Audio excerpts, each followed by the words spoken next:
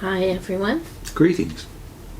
We finished off the line of Cain, literally 6 generations that apparently perished at the flood. That's not said explicitly, but we're back to the line of Adam now, and the birth of Seth at the end of chapter 4, and then we'll go through chapter 5, where we have the first genealogy of Scripture. Adam lay with his wife again, and she gave birth to a son, and named him Seth, saying, God has granted me another child in place of Abel, since Cain killed him. Seth also had a son, and he named him Enoch. At that time, men began to call on the name of the Lord. This is the written account of Adam's line. When God created man, he made him in the likeness of God. He created them, male and female, and blessed them. And when they were created, he called them man. Excuse me. When Adam had lived 130 years, he had a son, in his own likeness, in his own image, and he named him Seth. After Seth was born, Adam lived 800 years, and had other sons and daughters. Altogether, Adam lived 930 years, and then he died. When Seth had lived 105 years, he became the father of Enoch. And after he became the father of Enoch, Seth lived 807 years, and had other sons and daughters.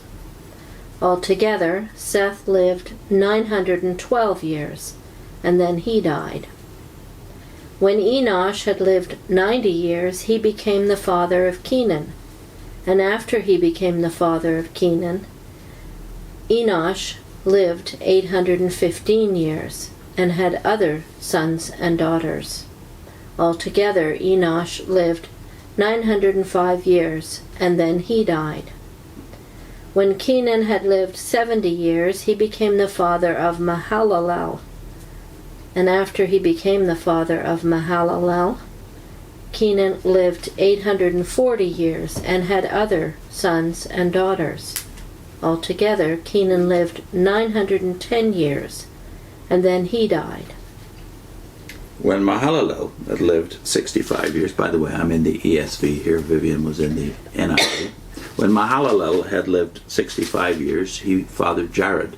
Mahalalel lived after he fathered Jared 830 years, and had other sons and daughters. Thus all the days of Mahalalel were 895 years, and he died. When Jared had lived 162 years, he fathered Enoch. Jared lived after he fathered Enoch 800 years, and had other sons and daughters. Thus all the days of Jared were 962 years, and he died. When Enoch had lived 65 years, he fathered Methuselah. Enoch walked with God after he fathered Methuselah 300 years, and had other sons and daughters. Thus all the days of Enoch were 365 years.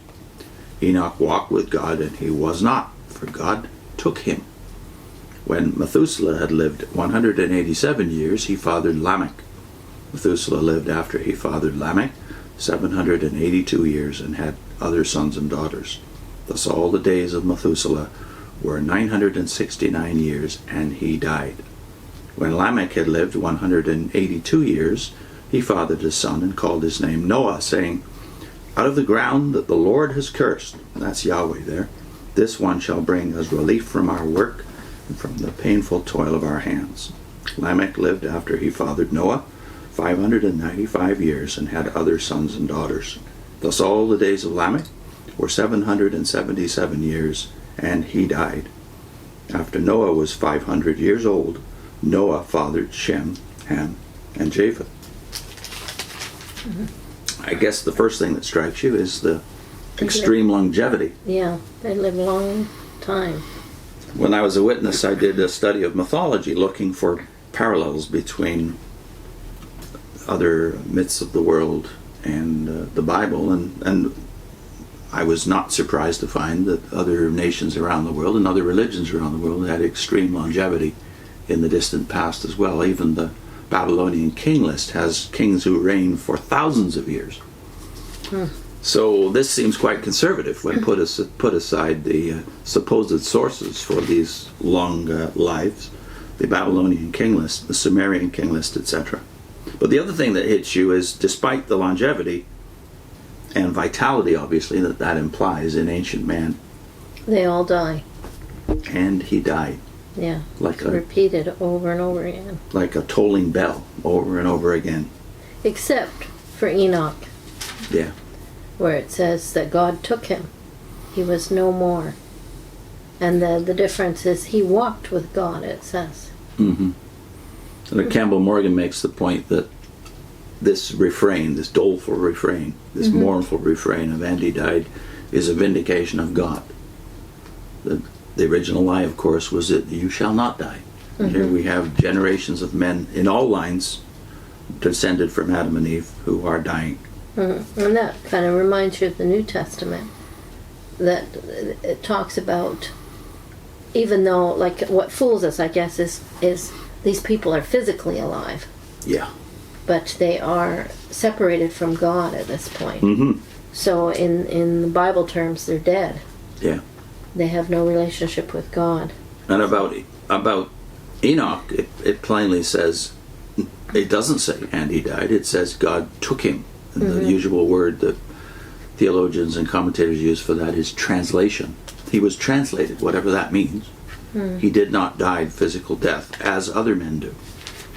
But looking back to the beginning of the transition from Cain's line to Adam and Eve, the birth of Seth, notice she said, that is Eve said, "God has appointed for me another offspring instead of Abel, for Cain killed him." So some see, again, the transition from Yahweh dealing with Cain to God, Elohim, dealing with the line. But then there's the contrast with the very next verse. At that time, when Seth had a son, Enoch, at that time people began to call upon the name of the Lord. So calling on the name of the Lord, unlike the way we thought about that when we were witnesses. Just using the name. This is worshiping the name? Yeah. Or worshiping God? Worshiping God or praying to this Yahweh.